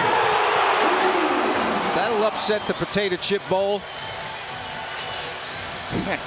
He's been very good. I mean, that's the highlight play, but his drives to the basket and drawing of fouls have been essential. He and Hollingsworth have been the energy guys in the second half. Interestingly, because Rawls, the freshman, has been in front of him in a lot of ways in some games this year. But Anderson is providing a very good situation. Let's revisit your keys to the game, Coach. Yeah, let's look at the bottom first. Fewer than 13 turnovers. They've got 11, and that is fantastic because they had 10 in the first half. Louisville only has 11 points off those. They have been balanced scoring. Bassey's got 12. Controlling the boards, Louisville, not so much. And of course, Wara has been excellent. 17 points, 4 boards, and he can be more excellent as we go down the stretch here. He is that type of player that he is going to rise to the occasion. So what we thought was going to happen in these categories is pretty much playing out right now. Louisville with a 13-point lead on Western Kentucky. It was a 14-point game at halftime, but Western Kentucky has really shown that they can play with Louisville even when they don't make threes. They're championship caliber for Conference USA. They're not going to lie down when they're down 17 and get down 34. I mean, that's just not going to happen. Okay, so they fought back. They played good pressure defense. They made better plays. Bassey adjusted to how he was being played. So now they are right back in the game. So now as we go down the stretch here, there's still a lot of time left, obviously. So anything can happen right here. But Louisville now, they had some substitutions that I think hurt them. And some mishandling of the ball, some guys that were unsure of themselves. So they get their guys back in. When Sutton came back in and Perry came back in, they played better. So let's see as they go down the stretch here if both teams are using their top guys. Right now we're seeing Matt Horton. I think he sprained his ankle here a little bit, the backup center, the 6'11" guy from Tuscaloosa. And Bassey was coming back in anyway. So Bassey, I don't know if he can play all 11 minutes straight down the stretch here, if he's going to run out of gas. But this is a tape job. Doesn't look like it's that swollen. We'll see if he can get back in it. Speaking of Tuscaloosa, we've got the Iron Bowl on CBS tomorrow afternoon, 3:30 Eastern. Alabama still hoping that a win could get them into the college football playoff. Savage is an experienced player and hasn't played a lot in the second half here.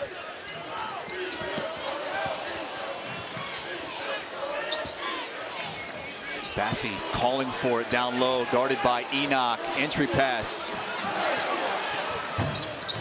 Tip in from Anderson. Wow. Are you kidding me? Oh, wow. That's the play of the game right there. Well, he has the best dunk of the game and the best tip in of the game, giving Western Kentucky a ton of energy off the bench.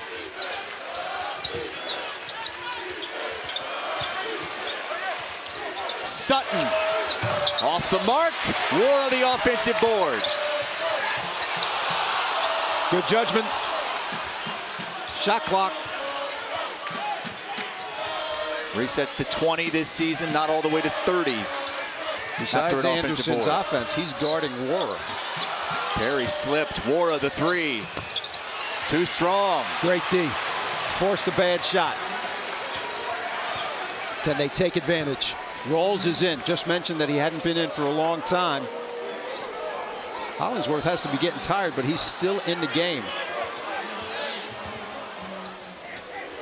Jared Savage still hasn't scored in this game. He's averaged 11, and a foul away from the ball. Looks like it's going to be underneath on Enoch, and Bassey will have the 1-and-1. The other night, I was watching a game when Kansas was playing against Dayton, and Kansas has Azubuike, who is a terrific, terrific center, maybe the best center in the country. And in the closing moments in the second part of that game, in the overtime, they went to him exclusively, and he was posting just like Bassey was right there, and he was unguardable. So I don't know what Chris Mack has in his bag of tricks, and he's got plenty, I can tell you. Maybe they go behind and double him a little bit, make him force the pass back out because their three-point shooting has not been good, right? 1 for 12 is Western Kentucky in this game. They were 1 for 10 in the first half. If you let Bassey just catch the ball and go on his own one-on-one, he has proven in this game that he's able to take over and score. So I think you got to double him, make him pass the ball back out, double him on the catch, and see if Western Kentucky can make some threes. Well, they're within 10 for the first time in over 20 minutes of game action. An 11-4 run for the Hilltoppers, down by as many as 19 in this game. McMahon's been a non-factor, and he's the best three-point shooter on the team. Williams on Bassie. Goes to the right. And it drops. That was some kind orange rim right there.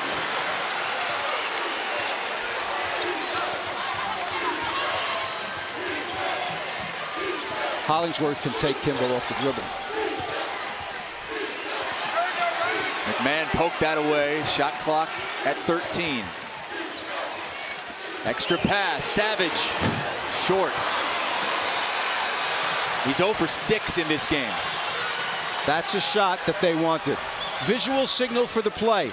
Elbow bent.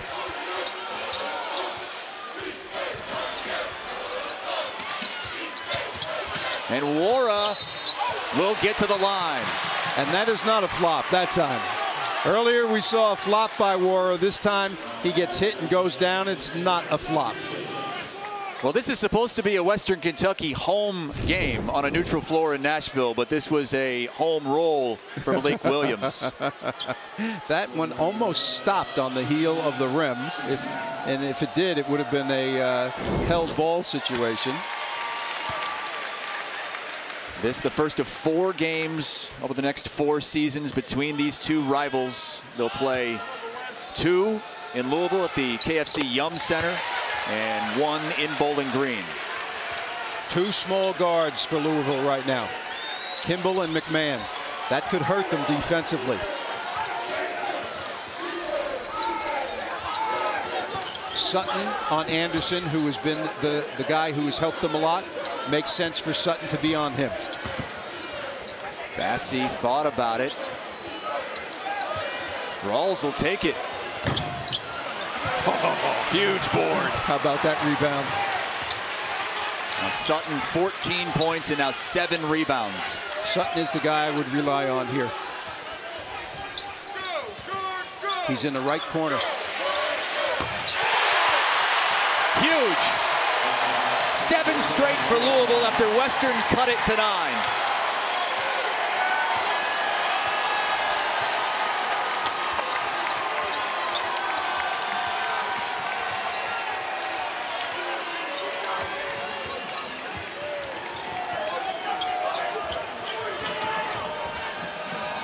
Great backdoor feed. Savage will get to the free throw line. And it looks like Malik Williams got hit in the nether region. Well, how about that shot from Jordan Wara? Well, they set it up. It's a fade screen. Anderson can't get over it. And he gets a little daylight, and he can get it off. No doubt about that. His three-point accuracy we have seen from the corners, the wings, and the top of the key. And he's the guy that's going to carry them when things get tight. And he's over his average of 21. He's got 22 points to lead all scorers, 4 of 9 from 3. His head coach, Chris Mack, and his loyal supporters have unveiled 7 Coach Mack corners, 4 in Ohio, 3 in Kentucky, and the number is growing. The Mack Family Foundation transforming corners of select libraries into an exciting reading oasis. Over 600 brand new age-appropriate books and comfortable spaces where students can do what you do in a library, read. Since its launch in 2016, the Mack Family Foundation has now collectively provided more than 4,000 books, 80 magazine subscriptions, and nearly 3,000 students daily get involved. Coach Mack's Corner, the signature community outreach program of the Mack Family Foundation. Mission is to serve, inspire, and help less fortunate children in Louisville and all around this region. That is awesome. Absolutely awesome. And of course, this is his profile from the basketball side of things, which has been absolutely fantastic. At Xavier, he was awesome. I did lots of his games there. They were always, always good. Best time, Elite 8 in 2017. 10 NCAA tournaments, 9 with Xavier, and last year with Louisville, and they got beat in the first game in the tournament by Minnesota last season, so that was not to his liking. This team is much better than last year's team. And I don't know that you could find a single Louisville fan who isn't happy about that hire a couple years ago. Well, three-point shooting has been very interesting so far in this game. 6 for 19, so 6 times 3 is 18, so it's 18-3 in points from three-point range. That's quite a dramatic difference, right? That's so. How do you make up for that? You know, you're down by plenty. You don't make up for it is the answer. And what they're trying to do is go hard to the basket and get fouled, score when the clock is stopped, and try to get the ball to Bassi. Now, Bassi has not been as effective since he was taken out for that blood issue a few minutes ago. They have not gotten him the ball. Savage way under his normal good play in this one. First point of the game for a guy who averages 11. Yeah, and they like him. I mean, he's been around a long time. He's an Austin Peay transfer. Played well when they played against Austin Peay this year. And reached the 1,000 point mark in the Virgin Islands. And went 2-1. Change of defense here. 1-3-1. They're going to try to trap. Look at Bassi in the middle. Look how long he is right there. Last time Sutton got it in the middle and took a shot. McMahon finally hits. Finally. And a big smile because he knew it was a long time coming. Usually when a coach changes defense, the opponent messes up on the first possession. Louisville, not so. They were ready. Another missed three for Western Kentucky. Bassi, his first rebound of the second half. And Malik Williams comes out of there with it. I think Malik has got some tape on his nose. He must have got hit in the nose by somebody's errant elbow.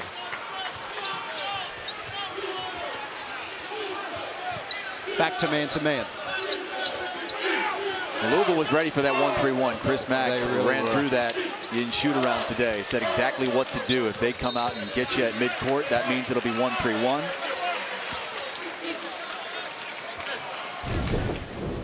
Well prepared.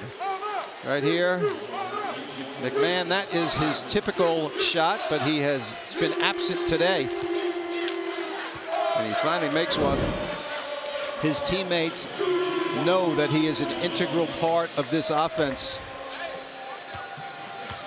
They're a good three-point shooting team, second in the league. And Lamar Kimball, who they call Fresh, they don't even use the first name Lamar. He's going to have an interesting game coming up this week when Michigan comes to town, because his former head coach at St. Joe's, Phil Martelli, is on that coaching staff. And boy, how impressive has Michigan been? Very, very impressive. Their win over North Carolina was excellent.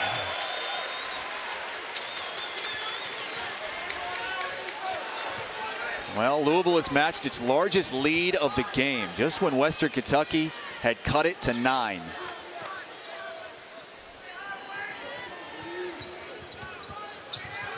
Six minutes to go.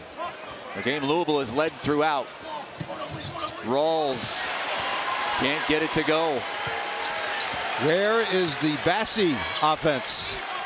They have not gone to him.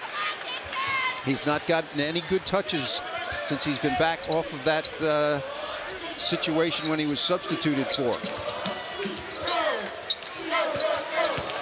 Sutton draws the blocking foul, and he'll get free throws. And look at all his teammates come running to scoop him up off the deck. Both teams, right? Mm-hmm.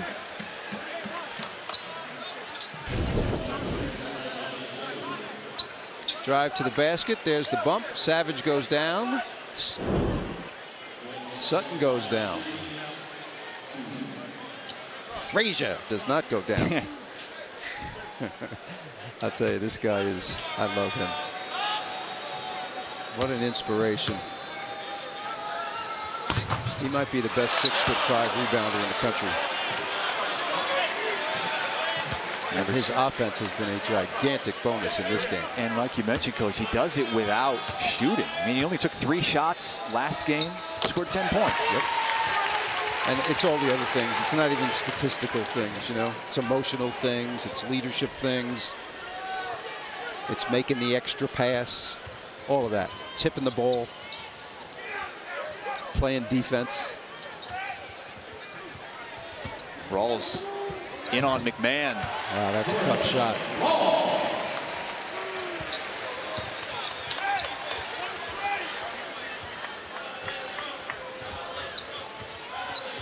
It feels closer than 18 to me as I'm watching this game. Well, you take away the first 5 minutes or so, and this was a pretty even game. Well, it goes to the strength of Louisville and the depth of Louisville and the things that they can do, and having a star player like Wara. I mean, all of those things add up to make them the #2 or maybe #1 team in the country on Monday when the AP poll comes out. That should be a top 25 matchup with Michigan coming up on Tuesday in the ACC Big Ten Challenge. That'll be a 7:30 Eastern Time tip. I know the fans back in Louisville can't wait to get them home. It's a whiteout. Going to have 20,000 plus at the arena. Well, Michigan was unranked, but they're going to be ranked. Oh, yeah. They're going to make a big jump. Dayton is going to make a big jump after almost beating Kansas on the neutral floor.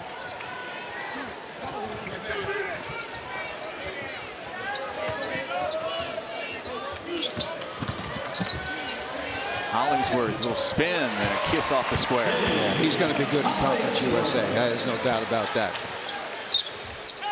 Xavier Green of Old Dominion is really, really a good one, too, in that same kind of mold.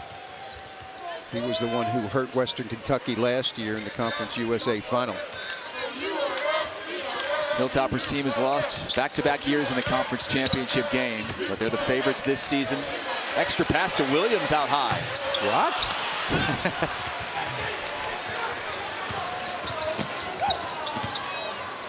Deep 2. And rebound to Williams. He does that, I'll tell you. He clears the defensive boards. And he is a hard-working defensive player. 8.7 rebounds for Williams, his best game since making his debut a couple of games ago. That'll go, plus the foul. That is some strength there. Strong lower body and strong upper body. Wara on the move. He's on the cut. The pass by Williams is nice, a bounce pass. He just stays with it. Savage fouled him and he stayed with it. Kept his head up, going to the basket.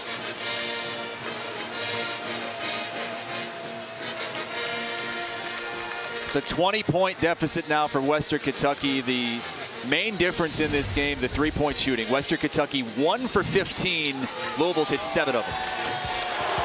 Wara has been the best, there's no doubt about that, and it's not a surprise. Sutton is 50% from downtown. Less frequent, but as accurate. And of course, McMahon is the guy who they rely upon and has been absent from the action until the last minute. Well, this is a team that looks like it's going to be #1 in the nation come Monday in the AP poll. In your mind, are they the best team in the country? They've had that before 40 years ago. Doctors a dunk. Darrell Griffith, superstar player. And then 86 also. And I know Louisville fans are going to say 2013 as well, but of course that was taken away by the NCAA. But this season, I mean, poised to be #1 for the first time since the end of that 2013 season. But you know what? There is no #1. I mean, there's a poll, so there has to be. You sound a lot like Coach Mack. Right? Well, he's right. And there's a bunch of teams that, you know, have warts. You know, have things that aren't perfectly clear to them yet.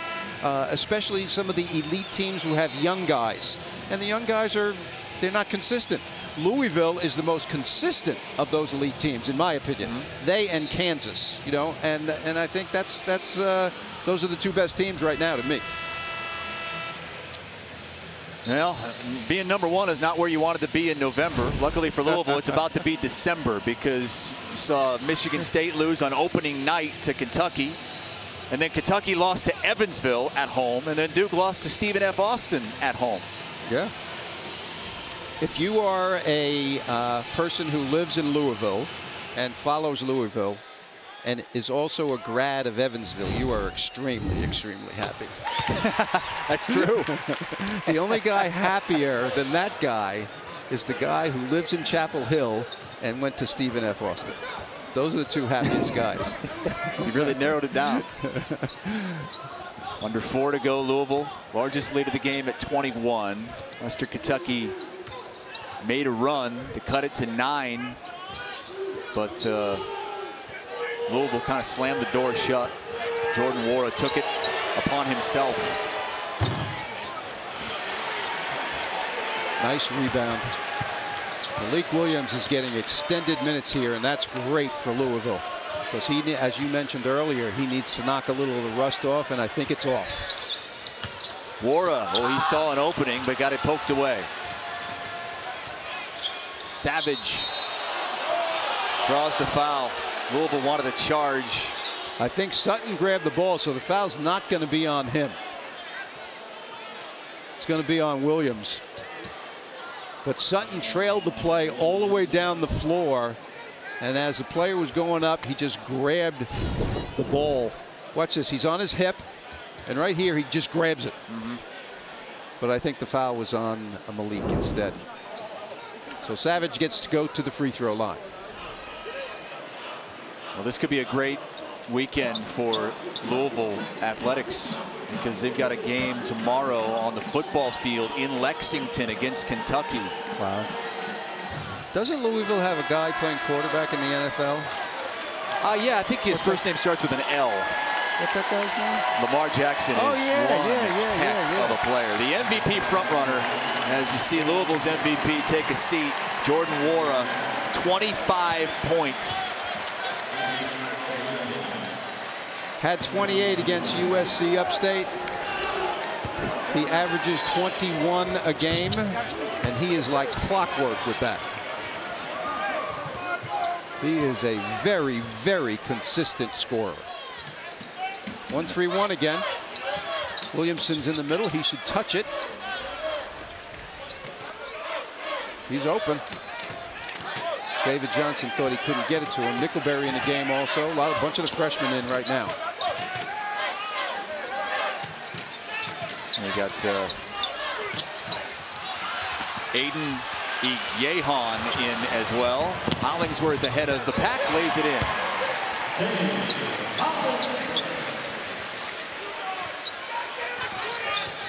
Gotta watch out for the trap. Bad place to stop. You see a 1-3-1 coming, stop in the backcourt and throw it cross court to the other guard. Nickelberry missing. That was a quick shot. Lead still 17. Hollingsworth. Bassey the offensive board. Can't get it to go. And he's been ineffective the last 10 minutes or so.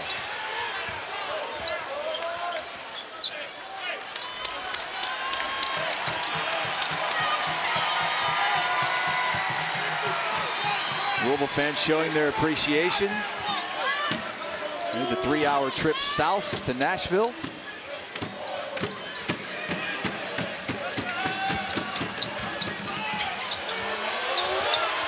Shot clock to 1, and it'll be shot clock violation. Looked like Louisville was unaware that that clock was winding down. Well, the inexperienced guys are in there right now. And Chris Mack wants them to execute and play well. But they've been sitting on the bench the entire game. So you sit on the bench for 37 and change and get in. It's hard to get warm very quickly out there.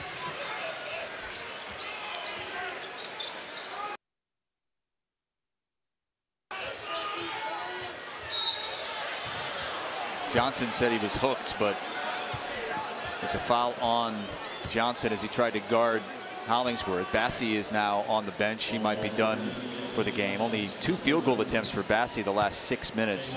He wasn't involved on the boards in the second half either. You know, well, the second half he started great. I mean, he had 2 turnaround jumpers and the face-up jumper on the outside.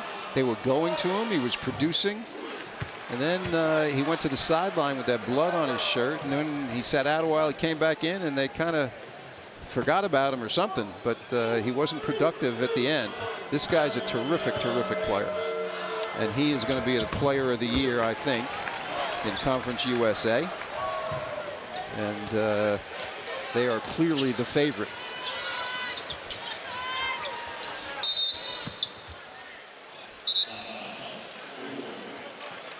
Well, Chris Mack takes the timeout, and this will be interesting to see if we can stay here and watch how he talks to the guys here. This is an educational moment right now. And this is something we can only do on Facebook Watch. Yeah. No commercials. And he's got all these young guys in there right now, right? Little stare. Okay, now he's going to diagram something and try to get them to think a little bit about what they were doing, because they were, I would like to say, discombobulated on the last 2 offensive possessions, and it didn't look like they knew what they were doing. So he doesn't want to waste this time, because he knows down the road any one of these guys might be in a critical situation, and they have to learn how to play, and the only way you can do it is by doing. And it's one thing to hear it, but it's another thing to see it, but the doing it is the main thing. And we talked all evening about how Louisville might go to #1, and maybe surprising to some, they were picked 3rd in the ACC. Well, it's a great league. It is, they got absolutely. Duke and Carolina in there, and Virginia, who just won the national championship, looks pretty good. They held somebody, Maine, to 26 points the other night. They held Syracuse to like 43 or something. So Tony Bennett's team isn't going away either. It's going to be fun. The ACC tournament in Greensboro this March. Yeah, Conference USA tournament in Frisco, Texas. Thing is, in the Conference USA, there's 14 teams, only 12 get to participate in the tournament. So it's a little bit different, which makes the end of the season games even more competitive. And there's a nice read of the defense. Williamson has been playing with the first group a lot this year. And boy, that's a microcosm right there. A wide open 3 missed. Western Kentucky just 1 made 3 in this game. Big 1 part for of 17. college basketball, right? If you can't make threes, you're not going to win many games. Well, they competed, they challenged, they were within 9 with a little over 10 to go, but this Louisville team is about to be #1 in the nation. The depth, the star power, the intensity in coaching, and the experienced players. Add that all up, and you got a terrific, terrific college basketball team, and that guy's the leader right there. 25 from Wara. As he gets... Stansberry just said, "Where's your dad?" Good point, yeah. Dad in attendance today. Great basketball coach. It's a great day after Thanksgiving. I mean, where would you rather be after Thanksgiving? You know, doing a game with the 2 superstars right there hugging one another, Bassie and Wara, and a team that's an underdog in this building today, Western Kentucky, battling like crazy to try to stay in it. And you have to have a lot of admiration for them, even though the final score, you know, certainly is not indicative of, you know, the fire that they showed. And we saw the 2-headed center, Enoch and Williams, for Louisville. And Ashley Holder is with the victorious head coach Chris Mack, who's now 7-0. All right, Coach, you said that to me in the second half that you wanted your guys to have more of a defensive presence, especially on Charles Bassie. How did they react to that task? Well, in the beginning of the half, not very well. That's why he's an NBA prospect. He's a really tough cover, although we know he was going left shoulder and going with that right hand. It's one thing to know it, it's another thing to stop it. We didn't do a very good job there for a little bit. Thought we got better. We didn't get too extended on ball screen coverage. We needed to defend because our offense, give Western Kentucky a lot of credit for stymieing us there a little bit in the second half. The offense seemed to click in that second half on all cylinders. What can you say about the shot selection from guys like Wara and Sutton? Not bad, not bad. They know that I'm always on them about that. I got to put them in better positions to get a little bit freer looks, a little bit hard. Knowing what a talented player he is and some of our other guys are, but you know, it's still November, I believe, so we've got a long way to go. All right, congratulations, Coach. Thank you. All right, so now we got Jordan Wara joining us. 25 points, consistent the entire way through. What was working for you tonight? You know, my teammates just did a great job getting me involved. We really ran what Coach told us to run. Nobody was really forcing things. and, you know, it helped us down the stretch. Come Monday, this team is going to be the #1 team in the country. What has prepared this team for this moment? You know, one of our teammates said, you know, we work for what we get for. You know, #1's not going to mean a lot. You know, we have Michigan up next. They just beat North Carolina, just beat Gonzaga today. We got them on Tuesday, so we just got to really lock in and get ready for next week. Congratulations, enjoy it. Thank you, I appreciate it.